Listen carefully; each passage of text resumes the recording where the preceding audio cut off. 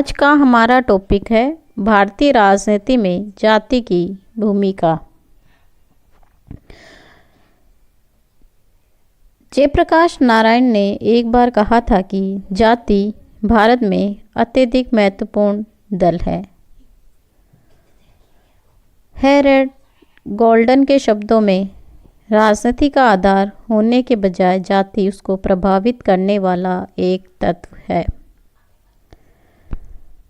जाति व्यवस्था भारतीय समाज का एक परंपरागत पक्ष है। स्वाधीनता प्राप्ति के पश्चात संविधान और राजनीतिक संस्थाओं के निर्माण से आधुनिक प्रभावों ने भारतीय समाज में धीरे धीरे प्रवेश करना प्रारंभ कर दिया। आधुनिक प्रभाव के फलस्वरूप व्यवस्थ मताधिकार के आधार पर निर्वाचन प्रारंभ हुआ और जातिगत संस्थाएं यथावत महत्वपूर्ण बन गई, क्योंकि उनके पास भारी संख्या में मत थे और लोकतंत्र में सत्ता प्राप्ति हेतु इन मतों का मूल्य था। जिन्हें सत्ता की आकांक्षा थी, उन्हें सामान्य जनता के पास पहुंचाने के लिए संपर्क सूत्र की भी आवश्यकता थी। सामान्य जनता को अपने पक्ष में मिलाने के लिए ये भी जरूरी था कि उसमें उस भाषा में बात की जाए जो उसकी समझ में आ सके। जाति व्यवस्था इस बात को प्रकट करती थी। इस जाति की भूमिका राजनीति में अधिकाधिक महत्वपूर्ण होती गई। भारतीय राजनीति में जाति की भूमिका का अध्ययन हम कई रूपों में देखने को मिलता है। जैसे पहला, निर्णय प्रक्रिया में जाति की प्रभावक भूमिका। भारत में जातियां संगठित होकर राजनीति और प्रशासनिक निर्णय प्रक्रिया को प्रभावित करती है। उदाहरणतः संविधान में अनुसूचित जातियों और जनजातियों के लिए आरक्षण के प्रावधान रखे गए हैं, जिसके कारण ये जातियां संगठित होकर सरकार पर दबाव डालती हैं कि इन सुविधाओं को और अधिक वर्षों के लिए बढ़ा दिया जाए। अन्य जातियां चाहती है कि आरक्षण समाप्त किया जाए अथवा इसका आधार सामाजिक आर्थिक स्थिति हो, अथवा उन्हें भी आरक्षित सूची में शामिल किया जाए ताकि वह इसके लाभ से वंचित रह न जाए। राजनीतिक दलों में जातिगत आधार पर निर्णय। भारत में सभी राजनीतिक दल अपने प्रत्याशियों का चयन करते समय जातिगत आधार पर निर्णय लेते हैं और प्रत्येक दल किसी भी चुनाव क्षेत्र में प्रत्याशी मनोनीत करते समय जातिगत गणित का अवश्य विश्लेषण करते हैं। सन 1962 में गुजरात के चुनाव में स्वतंत्र पार्टी की सफलता का राज उसका क्षेत्रीय जाति के समर्थन में छिपा हुआ था। हरिजन, मुसलमान, ब्राह्मण शक्तिपुंज बनकर ही 1971 का आम चुनाव कांग्रेस ने जीता। कांग्रेस सहित सभी राजनीतिक दलों में जातीय आधार पर अनेक गुट पाए जाते हैं, जिसमें प्रतिस्पर्धा की भावना विद्यमान रहती है। जातिगत आधार पर मतदान व्यवहार। भारत में चुनाव अभियान में जातिवाद को साधन के रूप में अपनाया जाता है और प्रत्याशी जिस निर्वाचन क्षेत्र में चुनाव लड़ रहा है उस निर्वाचन क्षेत्र में जातिवाद की भावना को प्राय उकसाया जाता है। जाति संबंधी प्रत्याशियों की जाति के मतदाताओं का पूर्ण समर्थन प्राप्त कर सके। उत्तर प्रदेश के चुनाव में चरण सिंह की सफलता सदैव ही जाट जाति के मतों की एकजुटता पर निर्भर रही। उत्तर प्रदेश में मुलायम सिंह तथा बिहार में लालू प्रसाद यादव अपनी जाति के नेता के रूप में 90 दशक की राजनीति में उभरे तथा आगे चलकर वे कुछ सीमा तक अन्य पिछड़ी जातियों का समर्थन प्राप्त करने में सफल रहे। केरल के चुनावों में साम्यवादी और मार्क्सवादी दलों ने भी वोट जुटाने के लिए सदैव जाति का सहारा लिया। मंत्रिमंडल के निर्माण में जातिगत प्रतिनिधित्व। राजनीतिक जीवन में जातीयता का सिद्धांत इतना गहरा घुस गया है कि राज्यों के मंत्रिमंडल में प्रत्येक प्रमुख जाति का मंत्री होना चाहिए। ये सिद्धांत प्रांतों की राजधानियों से ग्राम पंचायतों तक विस्तृत हो गया। प्रत्येक स्तर पर प्रधान जाति को प्रतिनिधित्व मिलना ही चाहिए। यहाँ तक कि केंद्रीय मंत्रिमंडल में भी हरिजन, जनजातियों, सिखों, मुसलमान, ब्राह्मण, जाटों और राजपूतों को किसी न किसी रूप में स्थान अवश्य दिया जाता है। जातिगत दबाव समूह। मेयर के अनुसार जातीय संगठन राजनीतिक महत्व के दबाव समूह के रूप में प्रवृत्त हुए।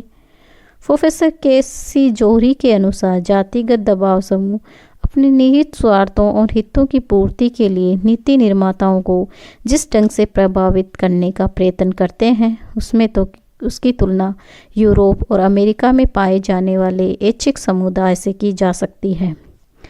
अनेक जातीय संगठन और समुदाय जैसे तमिलनाडु में नाडार जाति संघ, गुजरात में क्षेत्रीय महासभा, बिहार में यादव सभा आदि राजनीतिक मामलों में रुचि लेने लगते हैं और अपने अपने संगठित बलों के आधार पर राजनीतिक सौदेबाजी भी करते हैं। यद्यपि देश की सभी प्रमुख जातियों को इस प्रकार पूर्णतः संगठित नहीं किया जा सकता, मगर जो जातियां इस प्रकार संगठित नहीं हो सकती वे राजनीतिक सौदेबाजी में सफल नहीं रही और उनके सदस्यों को अपनी आवाज़ उठाने के लिए उपद्रव और तोड़फोड़ का सहारा लेना पड़ता है। जाति और प्रशासन। लोकसभा और विधानसभा के लिए जातिगत आरक्षण की व्यवस्था प्रचलित है। केंद्र एवं राज्य की सरकारें सरकारी नौकरियों एवं पदोन्नति के लिए जातिगत आरक्षण का प्रावधान है। मेडिकल और इंजीनियरिंग कॉलेज में विद्यार्थियों की भर्ती हेतु आरक्षण के प्रावधान मौजूद हैं। 8 सितंबर 1993 के केंद्र सरकार की सेवाओं में अन्य पिछड़े वर्ग के लिए 27% आरक्षण लागू हो गया है।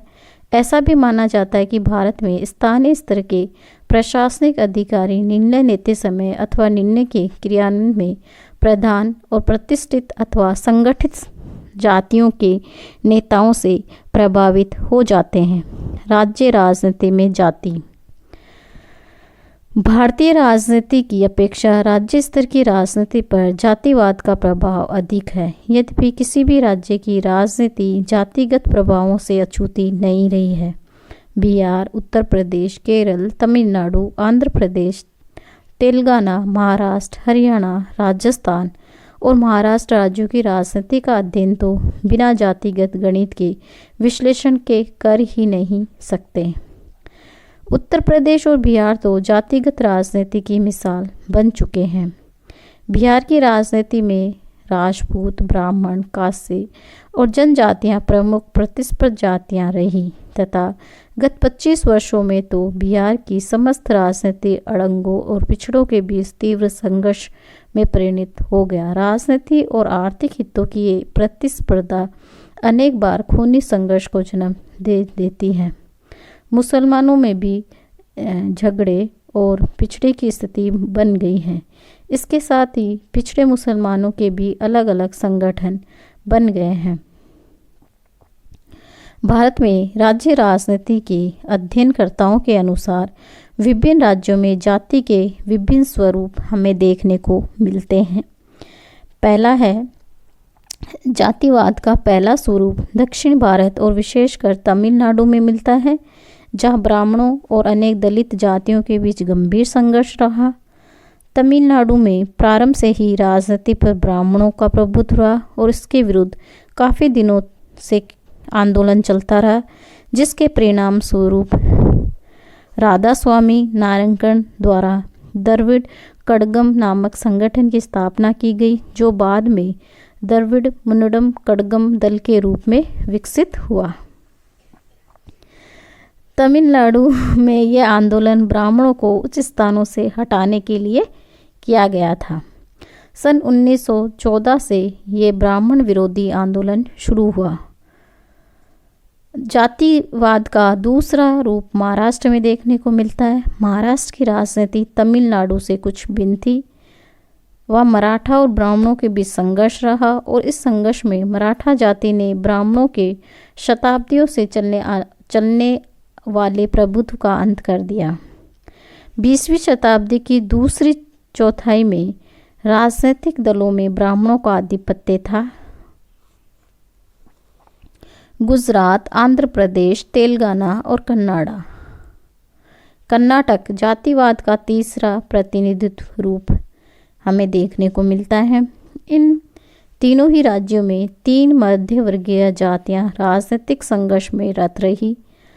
आंध्र प्रदेश की स्थापना के बाद इस दल का नेतृत्व काम्मा जाति के हाथों में रहा, जबकि कांग्रेस पार्टी में रेड्डी जाति का प्रभुत्व रहा। कर्नाटक में यह विरोध लिंगायत और क्योकिलिंग जातियों के बीच पाया जाता है। बिहार की स्थिति इन राज्यों से भिन्न है। 1972 तक यहाँ उच्च जातियाँ ब्राह्मण, क्षेत्रीय, वैश्य और कांस्य सामाजिक और राजनीतिक शक्ति की धारक बनी रही तथा उनके बीच ही सामाजिक और राजनीतिक प्रतियोगिता रही। लेकिन इसके बाद पिछड़ी जातियों में राजनीतिक चेतना आई। राजस्थान और मध्य प्रदेश में भी राजनीतिक पर उच्च जातियां और मध्य वर्गीय जातियां का एकाधिकार रहा।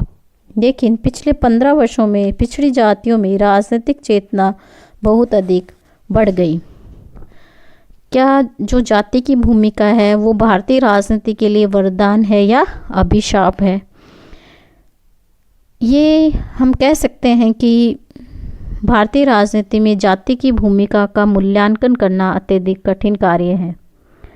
कई लोग जाति को राजनीति का कैंसर मानते हैं। जाति प्रथा को राष्ट्रीय एकता के मार्ग में बाधा माना जाता है, क्योंकि इससे व्यक्तियों में पृथकतावाद की भावना जागृत होती है। राष्ट्रीय हितों की अपेक्षा अपने जातिगत हितों को अधिक महत्व देने लगते हैं। जातिगत निष्ठाओं का सर्जन कर ये प्रथा लोकतंत्र के विकास मार्ग को अवरुद्ध कर देती है। दूसरी तरफ जो जाति है उसका प्रभाव एक अन्य पक्ष भी हमें देखने को मिलता है। एक और जाति ने समाज को टुकड़ों में बांटने वाले तत्व की भूमिका अदा की, तो दूसरी ओर उसको जोड़ने वाले तत्व का कार्य भी किया, जिसकी ओर कम ध्यान दिया जाता है। भारतीय समाज में जाति प्रभावदायक संपर्क सूत्र तथा नेतृत्व और संगठन का आधार प्रदान करती है और इन व्यक्तियों को भी प्रजातांत्रिक प्रक्रिया में भाग लेने की क्षमता प्रदान करती है, जो परंपरागत दृष्टि से समाज के निचले स्तर पर हैं। एक अन्य तत्व यह है कि जाति पर राजनीतिक व्यवस्था के प्रभाव के परिणाम स्वरूप जाति व्यवस्था में अधिक विवेकात्मकता का संचार हुआ। जाति व्यवस्था के परिणाम स्वरूप ही राजनीतिक शक्ति उन वर्गों या समुदाय के हाथों में पहुंच सकी जो अब तक उससे वंचित थे। वस्तुतः अब तक राजनीति में जाति की भूमिका को गलत रूपों में समझा जाता और उसका सकारात्मक योगदान की अवहेलना की जाती रही। आज के लिए इतना ही। धन्यवाद।